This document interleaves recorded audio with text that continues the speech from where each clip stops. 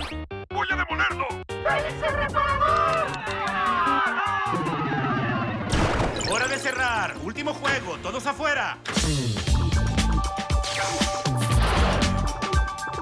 Mi nombre es Ralph, el Demoledor. ¡Voy a demolerlo! Llevo 30 años haciendo esto. Cada vez es más difícil amar tu trabajo. ¡Yo lo reparo! Cuando parece que nadie te aprecia por hacerlo. ¡Voy a demolerlo!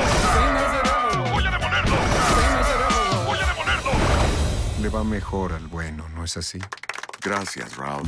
Yo soy Zangief, soy un villano. ¡Hola, Zangief! Ralph. Eres malo, pero no significa que seas malo, ¿sí?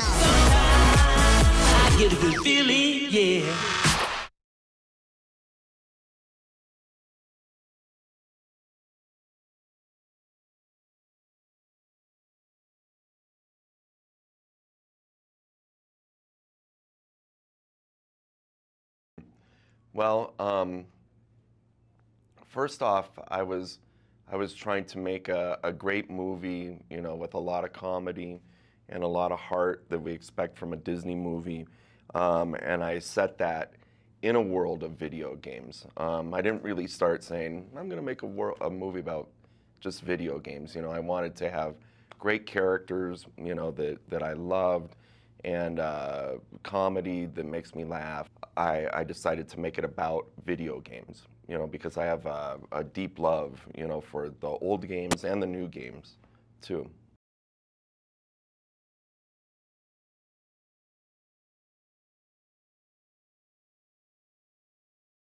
Just about every game character that we wanted in the movie is in the movie.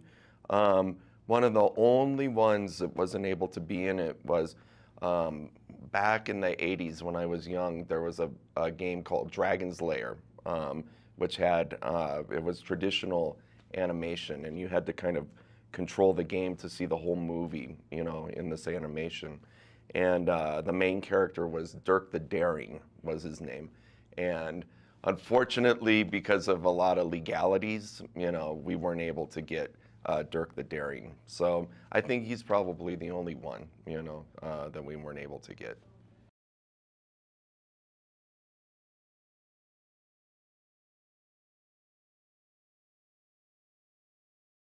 Well, that's funny you should say that, because that was probably, as a director, you know, my biggest challenge was to go to, you know, Disney animators are the best animators in the world. They're classically trained, you know, in animation. And so here I come and I'm saying to them, okay, everything that you know about good animation for these little characters, these 8-bit characters, I want you to throw that away. You know, don't do that. Make it very limited and pretty poppy, you know. And that was something that, for people that are trained in classic animation, it took a little while to kind of get into that style of those kind of poppy, you know, limited animation characters. But I think it looks great. Like once they kind of hit on the style, you know, everyone was like, oh, okay, I get it, and then you couldn't stop them almost, you know. Soy malo. Y eso es bueno.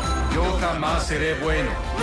Y eso no es malo. Ahora regreso. No quiero ser nadie más y soy feliz. ¿Por qué reparo todo lo que toco?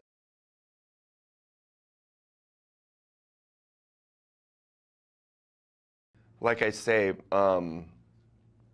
it was important to me that we had a really, really strong story between two characters in the movie, because that's where the heart, you know, of the story lies, in that relationship between your main character and another one.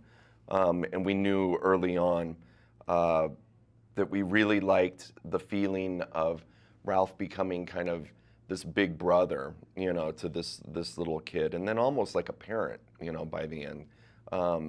So we when I was designing the story, we began Ralph as more like a selfish guy, you know, almost like a kid himself. You know, he throws tantrums when he gets mad, you know, And through the course of the film, we watch him, you know, mature and kind of grow up a little bit, as much as Ralph can, but to the point where he's like a parent, you know, he's like a father to this little girl that he ultimately will kind of lay his life down for. So we always approached it as, you know, we're going to have a nice, strong story in this, but we're going to have a lot of fun with the world of video games, you know, and have a lot of jokes and have a lot of references and cameos by other characters. So it was the balance, I think, of a strong story with heart, you know, and humor that comes from the world of video games that gave it that balance, I think. I think people will be surprised because I think a lot of people will come in knowing that it's going to be funny, but then walk away thinking, wow, I really cared, you know, about those characters. I really love them.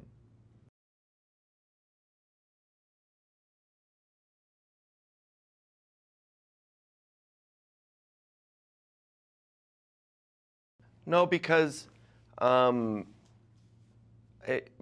think it's a beautiful world. You know, I think we gave a lot of play to first hero's duty, you know, and we show kind of this very modern world.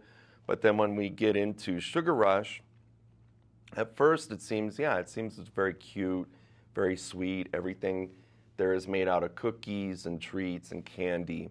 But what's cool about it is we have this sweet looking world, but it's got a nasty secret, you know, underneath the surface of it, you know, and we see, you know, something happen to that world where it's not so cute anymore, you know, everything kind of goes bad in that world. So I think, again, it's a nice balance, not just cute, but it's very dangerous also in that world.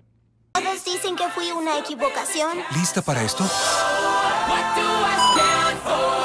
No voy a dejarte aquí sola.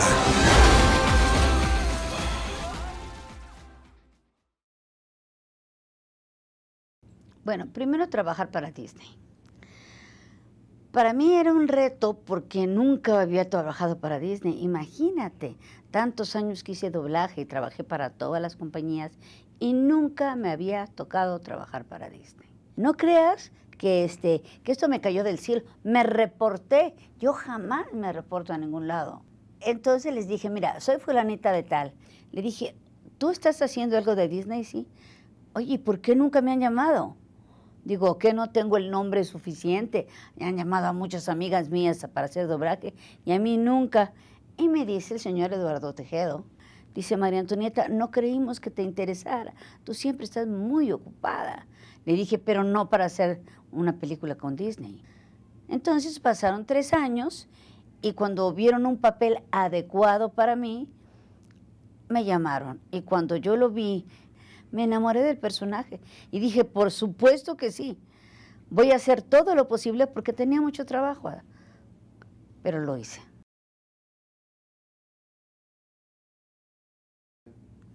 En primera, que es una niña.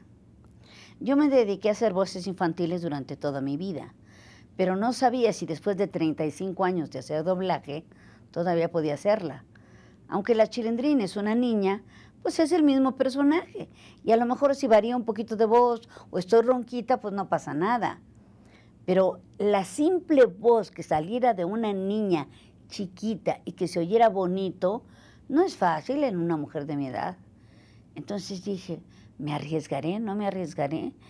Y cuando vi que era tan bella, dije, no, lo tengo que hacer. Es un reto más, pero me voy a quedar con esa inquietud toda la vida. Si lo hubiera hecho, si hubiera aceptado, qué bueno que acepté, porque es uno de los logros más grandes en mi carrera. Ay, sí, te prende ese amor entre la niña, esa amistad entre la niña y el mazacote aquel. Aprendes a querer a Ralph, el demoledor. ¿Por qué? Porque al principio se te hace muy rudo, muy fuerte, esas manotas. Y sin embargo, después, cuando ayuda a la niña, es una ternura de tipo. O sea, él no era ni del todo malo Y la niña es del todo buena, porque la niña es muy traviesa también y hace cosas que no debe hacer. Y sin embargo, todo le salió bien.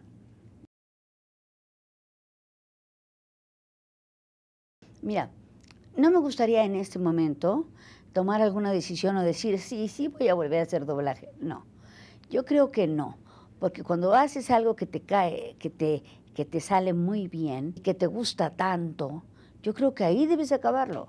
Si algún día Disney me llega a proponer alguna otra cosa y veo que es mejor todavía que esto, que lo dudo, pues entonces ya veríamos la forma de volverlo a hacer, porque me encantó. ¿Sí? Y recuerden, no se pierdan Ralph el Demoledor, solamente en cines. Y además cine algo sensacional. Yo la doblé. Fíjate, fíjate, fíjate.